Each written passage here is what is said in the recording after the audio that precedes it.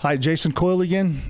I wanted to take a moment to talk to you about a couple things that we found over the years that are key to the operations section success and the team success and the success of the overall assignment. And that's avoiding ambiguous language and closing loops.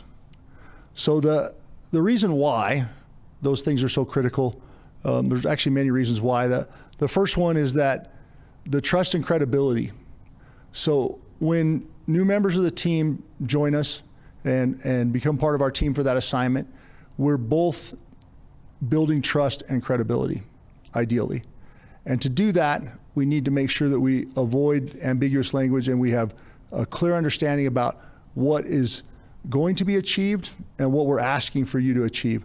So this is a two-way street. I'm not just asking you to use clear language, but the expectation is that we will do it as well. The next part is the risk of miscommunication. So whenever we use ambiguous language, like I think we'll get there today, or crews are doing pretty good, or they got a lot of it done, that kind of stuff, it's hard for us to quantify relative what we need, what we're expecting to accomplish, what has been accomplished. And then when we report that up to the IC, and they report it to the AAs, and then we put it out in the 209s, that kind of thing, it is difficult for people to measure our progress against our objectives. The other thing is a lack of accountability. When we use ambiguous language, if I tell you that, hey, I just want you to go out there and figure it out, then I'm not accountable for what you choose to do out there. And if it doesn't align with the intent of the incident, then me telling you to do that isn't helpful at all. So if we use that clear language, then I'm accountable to you to make sure that you have clear intent, and then in turn that you're accountable to the supervisor that you're working for to make sure that you're reporting up in a way that measures against that intent. And then operational inefficiency, all these things combine, to create inefficiencies. We have resources where they're being underutilized, and then we don't have resources allocated to where they can be used more effectively.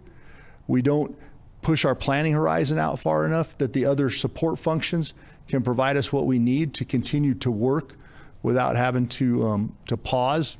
That could be spike camps, it could be additional fuel tenders out there, supplies, whatever. But when we use ambiguous language, it's less likely that we can be operationally effective. And then finally, it supports our mission command culture when we do not use ambiguous language. And that is, the mission command culture it requires that we provide you with clear intent, and that we give you the space and the expectation that you'll take initiative to achieve that intent, even if the actions you take aren't what we thought we were going to do that morning or we planned for the night before. We understand things change out in the field. That's why y'all are out there, is to be able to lead that change. So the thing that I'd ask you to do is focus on this, is that if the leader knew what I knew what I know, would he do what I did? If you can answer yes to that, and then you communicate that up, that you're making that deviation and how it aligns with intent, then you'll get all the support. Finally, closed loop communications. So going through the day, whether it's that you need another water tender, that you ask for a meal location to be changed, that you're coming in late off the shift, you should expect that we close loops when we communicate with you or when you initiate a communication. At the same time, we're asking that you close those loops whenever we ask something of you, or whenever you ask something of us, beg your pardon.